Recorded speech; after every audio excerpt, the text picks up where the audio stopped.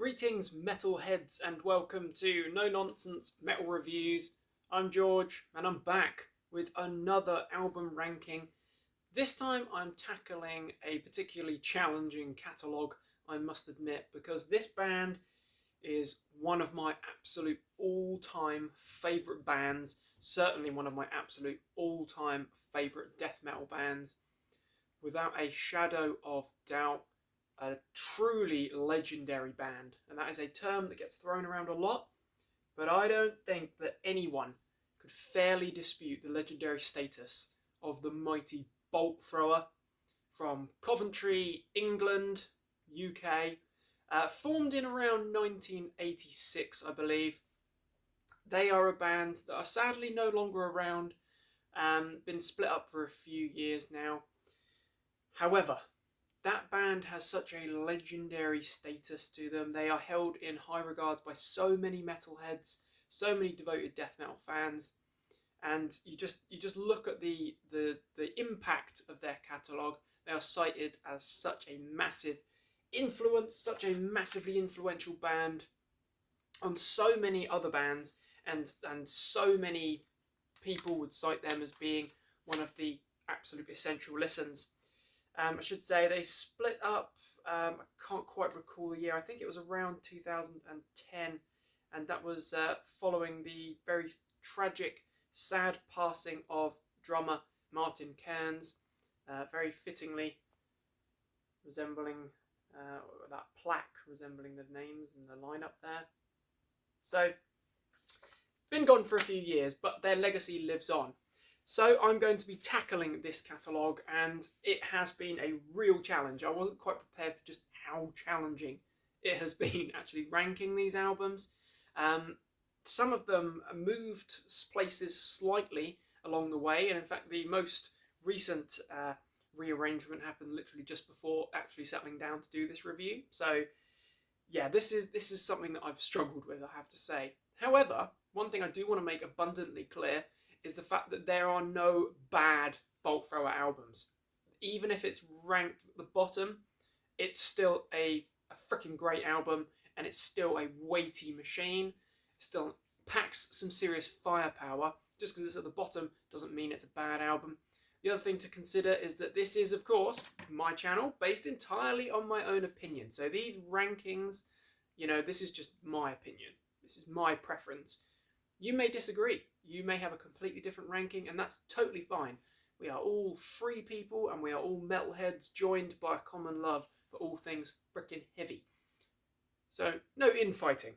Anywho, let's kick off then. So they've got 8 full-length albums in total.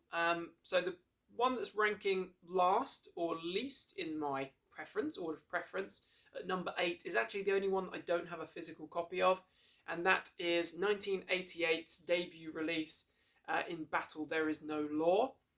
I've been trying over the years to get hold of a copy. If you want to buy a CD, it's extortionate, and you're going to be paying well above the odds. If you want a vinyl, Back on Black Records have just released one a short while ago, and you can get a black or a splatter vinyl. However, it's still in excess of £20-25, so I can't quite justify that just yet, but in time I will pick up a copy. It is an album that I've listened to numerous times on YouTube. Oddly, it's not accessible on Spotify, but it is a great album. It's certainly, even though it's the debut, it's certainly got that authentic Bolt Thrower sound, massive riffs, really weighty, heavy-hitting tracks, very youthful death metal. 1988, the scene wasn't exactly in its full swing. It was still fairly in its infancy. It was growing. It was gathering momentum and gathering pace. However, that's a pretty heavy-hitting album, I would say, and it's a good album, definitely.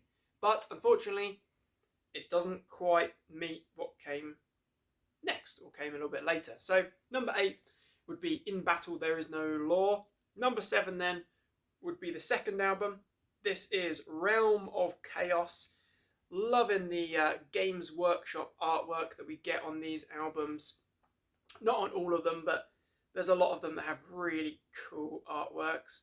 And of course, this was the debut of that signature logo as well. This is a solid album. I think this was released in 1989. Yeah, 1989. It's a solid album. Definitely. It's the second album. Still strong riffing, very weighty. Not the distinctive bolt thrower sound that we know to come a short while later, but it's seriously heavy stuff, seriously enjoyable. Great tracks in the form of Eternal War. We've got All That Remains, Plague Bearer, and the absolute riff-tastic beast that is World Eater, the instrumental glory that it is, and of course the title track Realm of Chaos. Really strong album. Quite a short album, but you know, it just shows a youthful, heavy-hitting death metal band. I'll just show you the little insert here. So here's our lineup, looking very young indeed. We've got a very youthful looking Carl Willits there, vocalist of course. We've got the absolute drum machine Andy Whale, who of course Carl and Andy, founding members of the Great Memoriam. We've got Joe Bench on bass, fantastic bassist that she is. Then we've got Barry Thompson on guitar, as well as Gavin Ward. So there's the guys, looking very metal, looking very serious indeed. But this is a serious freaking absolute machine of an album. But it does rank at number 7 for me, because in my opinion, it's what comes later that's the real bolt thrower. However, it's still a good album. So number 7, Realm of Chaos. Number 6 then. We're fast forwarding quite a lot of years, in fact. We are fast forwarding to 1998. So yeah, quite a bit forward. For this little ditty, this is entitled Mercenary. Now, this is a good album. I believe this is the 6th full-length album from the band, and it's a much longer effort than some of its previous, or predecessors, I should say. It's a good album. We've got some different lineup, or we had lineup changes here. We've got Alex Thomas on drums, but the rest of the band is still the same. But there's just something about it which it lacks the same aggression and the same punch that some of the other albums have. I mean, there are some really great tracks, such as the opening track Zeroed. Laid to Waste is another brilliant one. And my favourite 2 tracks on this album include Powder Burns and, of course, No Guts, No Glory. You know, this is album number 6. The band have come a long way by this point, and it's a really strong album. Don't get me wrong. You know, as I said, it might be number 6, but it's still a great album. It just doesn't have the same charm and just driving brutality that some of the other albums do. By this point, Carl still sounds absolutely fantastic, but at no point in Bolt Thrower's career does his voice waver, in my opinion. Such a distinctive voice. But it's just the riffs. I think the thing about Bolt Thrower is the riffs that always just catch me. The chug, the driving force of those riffs, absolutely brilliant. But as I say, there's just albums that I prefer a little bit more to Mercenary, but not a bad album at all. Into the Killing Zone. Very serious stuff indeed. A solid album. Definitely tracks to check out from this one would be, I would say, Powder Burns and No Guts, No Glory, my personal favourites. But a solid album. Number 6, Mercenary, the 6th album. So up next, number 5, the album that followed that. Now this one is a little bit of a curveball. This is Honour, Valour, Pride. Remind myself of the year. This was released in 2001. So this is only a couple of years later. But this album was the one and only album to feature, by this point I think, former Benediction vocalist, Mr. Dave Ingram. A fantastic vocal force, a really good vocalist, really powerful vocalist, another iconic voice in the death metal world.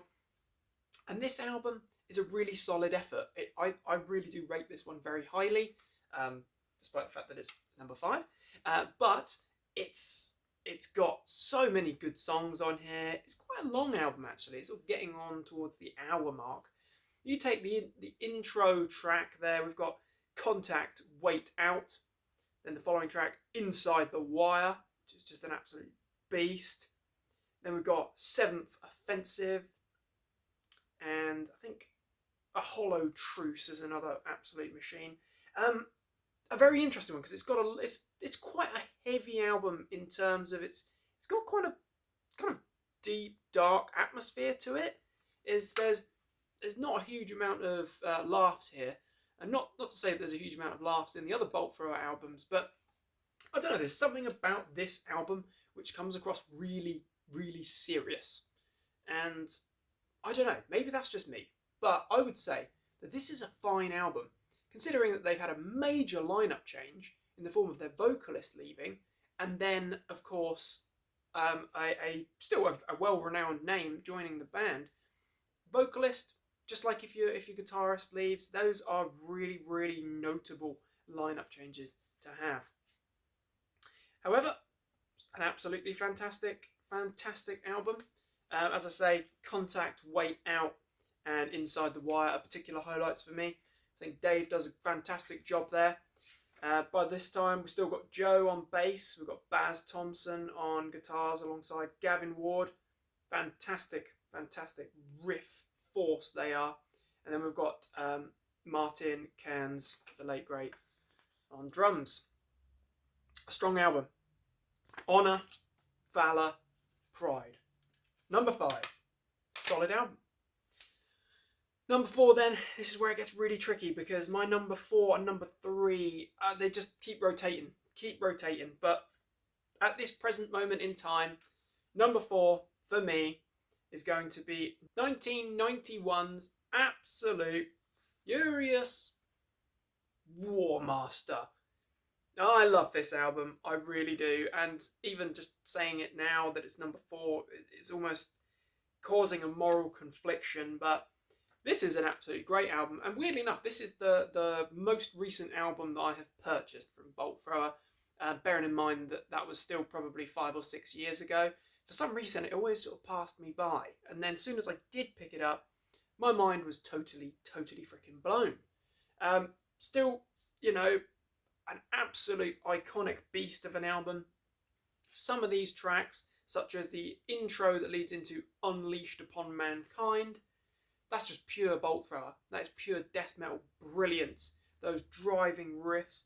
Then we've got What Dwells Within, which is a absolute machine. It's the drive and the aggression there. Profane Creation, rather. Then we've got the absolute majestic Cenotaph. And of course, title track, War Master. Absolutely love this album, start to finish. Carl's instantly recognisable defining vocals, Joe's thick, heavy, crushing bass, Andy's driving force, blitzkrieg drumming, and of course that absolute riff fortress that we get from Barry and Gavin. Absolutely love this album so much. Definitely a old school death metal benchmark. Absolute standout. The Mighty War Master, again featuring really cool artwork there. Fantasy warfare. Awesome stuff. So number 4, the Mighty War Master. Love it. 1991. So up next then, number 3. This is where it gets even more difficult. Released in 1994, we have For Victory. Now this album, I love this album, and interestingly enough, there's a bit of a backstory to this because you can see there on the back, this is actually a promo copy, and this particular promo I found in the loft in my parents' house when I was a child. To give a bit of background to that, my dad used to be in the music industry, in the music business, and used to get quite a lot of promos and free things sent to him and where he was working at the time. And this was obviously just one of them that just ended up alongside a ton of other stuff. I think there was like some Brutal Truth and other things, but obviously I found this long before I knew anything about music, to be honest, when I was literally a kid. But it was the cover. Being a kid that was obsessed with soldiers and army and war and military and all that good stuff, The cover was very eye-catching. The album is certainly very ear-catching, and it's an absolute beast. I love this album. The riffing on this album is so thick and monstrous. The tone is so deep and rumbling that tracks like Remembrance, the second track, and When Glory Beckons, they are just crushing, absolutely crushing. The weight of those frickin' riffs. Carl's vocals, he sounds like an absolute commanding presence there. Seriously great vocalist. Personal favourites on this album for me, though, include Graven Image. Silent Demise is an absolute doomy, crushing beast of a track. But of course, Tank Mark 1 and Armageddon Bound as well. Start to finish, I love this album. It's quite a short album in reality. I think it's less than 40 minutes long, but it's an absolute tank of an album. Absolute tank. Seriously crushing. This is Bolt Thrower, probably at their weightiest, in my opinion. That thick bass tone and that really heavy low end. The driving percussion, those riffs. Just can't get enough. Freaking love Bolt Thrower if you couldn't tell. So number 3 then, For Victory. Tracks to check out here: Remembrance, Graven Image, and Silent Demise, if you've not come across that one. So now we're down to number 2. This is where things get really quite challenging indeed. Number 2 is the last studio album that we've had from the band, released in 2005. This is For Those Once Loyal. Now, I love this album for many reasons. I mean, the lyrical themes on Those Once Loyal, if you couldn't tell, it's largely based around the horrors of the First World War, with tracks such as Entrenched, At First Light, Granite Wall, Anti-Tank, Dead Armour, When Cannons Fade. The lyrical themes are, it's stunning, really. It's really captivating stuff. But the musical fury is absolutely breathtaking.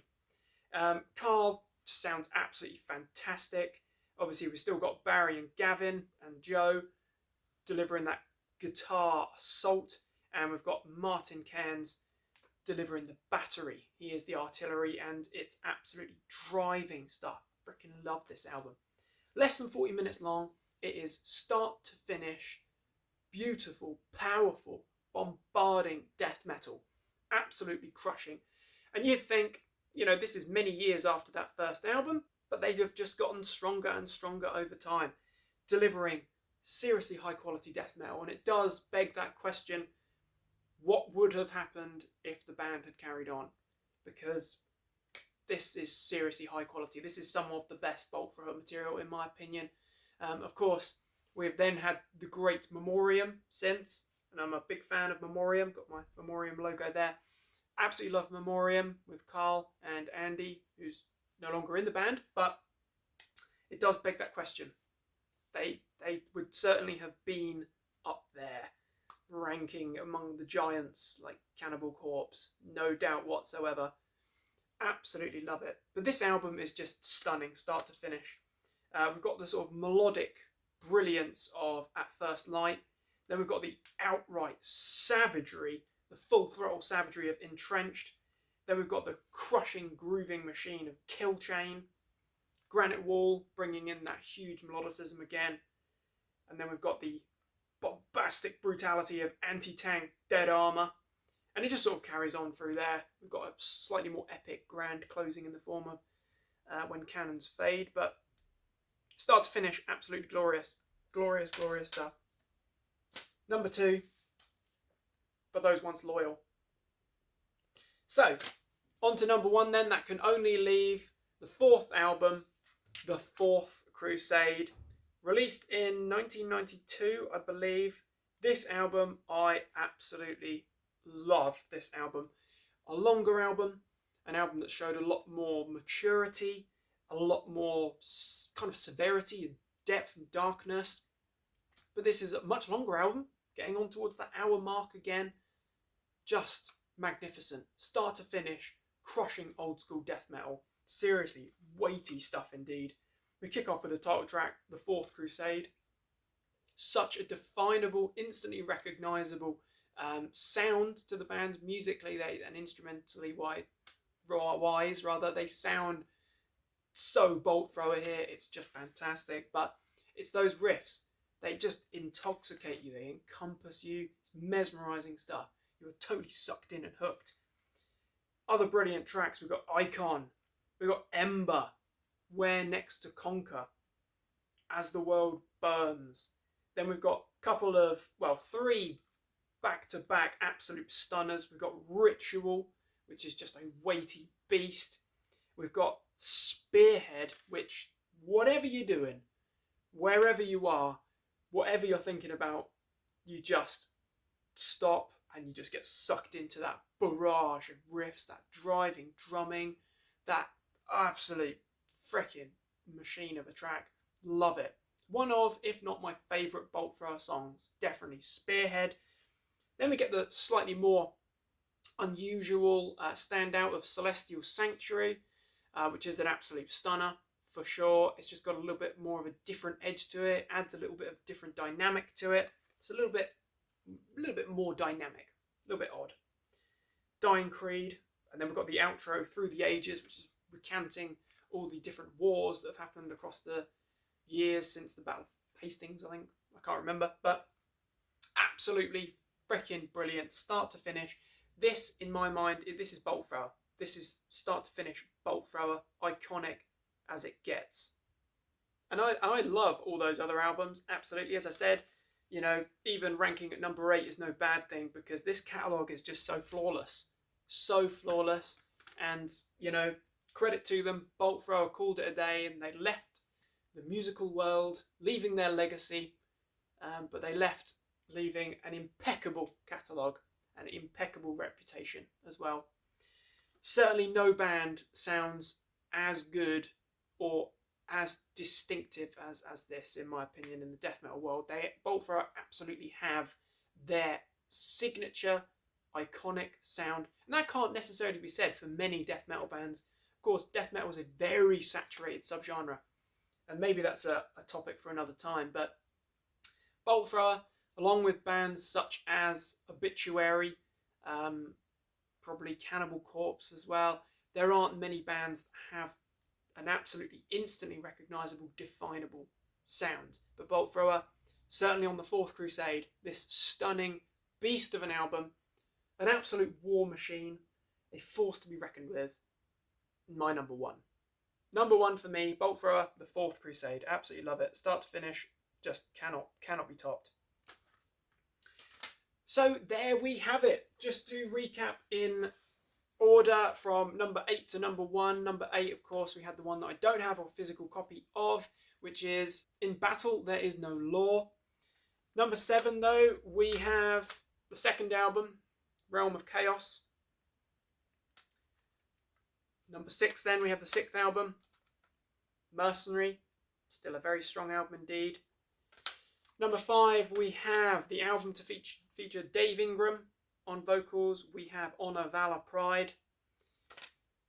Then number 4, we have The Great War Master, the third album there, an absolute machine of an album. Then, of course, we have The Mighty For Victory at number 3. Number 2, Those Once Loyal, final album from the band, their epitaph, if you like. My number 1, the 4th album, The Fourth Crusade. Absolutely essential. So if you've never checked out Bolt Thrower, you seriously need to check them out because they are such a hugely important band and such a great band. But what are your thoughts on my album ranking? How would you rank the catalogue of Bolt Thrower? I'm very interested to hear. Please do feel free to share your thoughts and opinions, but we'll keep this civilized. We are a brotherhood of metal here, of course, after all. We've all got a common love for metal. But thank you very much for watching, my friends. I hope you've enjoyed this ranking and this review. Please do feel free to like and subscribe. It's always very much appreciated. Check back soon for more rankings, reviews, and talk of all good things heavy. Take care, my friends. Look after yourselves and stay heavy.